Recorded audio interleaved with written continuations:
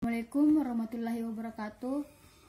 Nama saya Afia Tasya Mutiara, NIM 184724148 dari kelas 28D.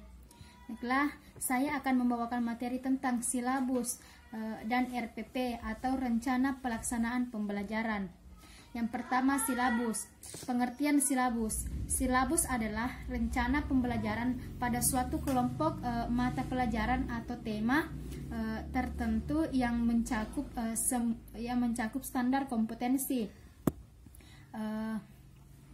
Kompetensi dasar, materi pokok, atau pembelajaran, kegiatan, alokasi waktu, indikator penilaian, dan sumber atau bahan, alat belajar. Silabus merupakan penjabaran standar kompetensi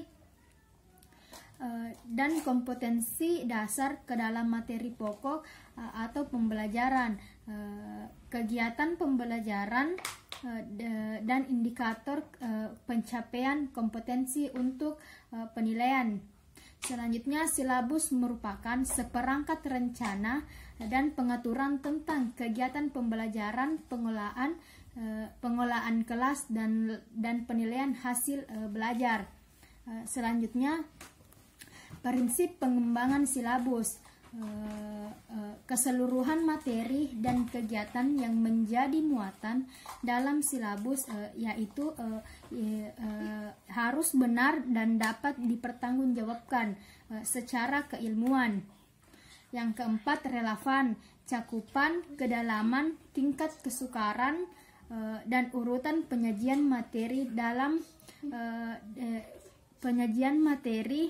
dalam silabus sesuai dengan tingkat perkembangan fisik, intelektual, sosial, emosional, dan spiritual peserta didik. Selanjutnya, konsisten, yaitu adanya hubungan yang konsisten, yaitu ajek, taat, atau asas antara kompetensi dasar, indikator, materi belajar, materi pokok, pengalaman belajar, dan sistem penilaian. Yang selanjutnya yaitu memadai cakupan indikator. Memadai cakupan indikator yaitu materi pokok, pengalaman belajar, sumber belajar, dan sistem penilaian memperhatikan perkembangan ilmu, teknologi, dan seni mutakhir dalam kehidupan yang nyata dan peristiwa yang terjadi. Selanjutnya, fleksibel.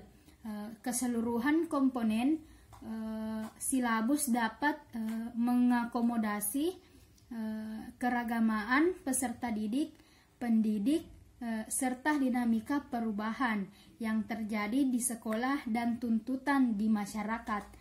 Selanjutnya, menyeluruh, yaitu komponen silabus mencakup keseluruhan ranah kompetensi seperti kognitif, afektif, dan psikomotor.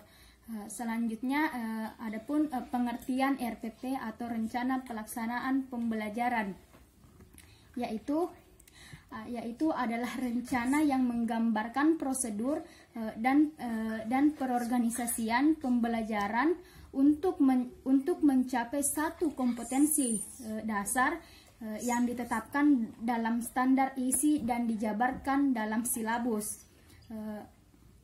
Lingkup rencana pembelajaran paling luas mencakup satu kompetensi dasar yang terdiri atas satu indikator dan beberapa indikator untuk satu kali pertemuan atau lebih. RPP merupakan persiapan yang harus dilakukan oleh guru sebelum mengajar. Persiapan tertulis maupun persiapan mental, situasi emosional yang ingin dibangun. Lingkungan belajar yang produktif termasuk meyakinkan pembelajar untuk mau terlibat secara penuh. Rencana pelaksanaan pembelajaran dengan silabus mempunyai mempunyai perbedaan meskipun dalam hal tertentu mempunyai persamaan. Selanjutnya, silabus memuat hal-hal yang perlu dilakukan siswa untuk menuntaskan suatu kompetensi secara utuh. Artinya di sini dalam satu silabus ada kalanya beberapa kompetensi yang sejalan akan disatukan, sehingga perkiraan waktunya belum tahu pasti beberapa pertemuan yang akan dilakukan. Sementara itu rencana pelaksanaan pembelajaran adalah penggalan kegiatan yang perlu dilakukan oleh seorang guru untuk mencapai ketuntasan kompetensi serta tindakan selanjutnya setelah pertemuan selesai. Yang kedua itu tujuan dan fungsi RPP. Tujuan rencana pelaksanaan pembelajaran adalah yang pertama untuk mempermudah atau memperlancar dan meningkatkan hasil proses belajar mengajar. Yang kedua yaitu dengan menyusun rencana pembelajaran serta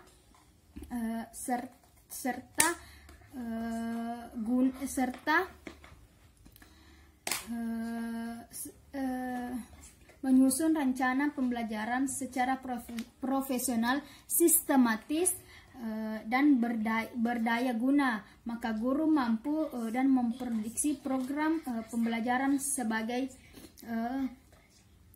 kerangka jenis yang logis dan terencana.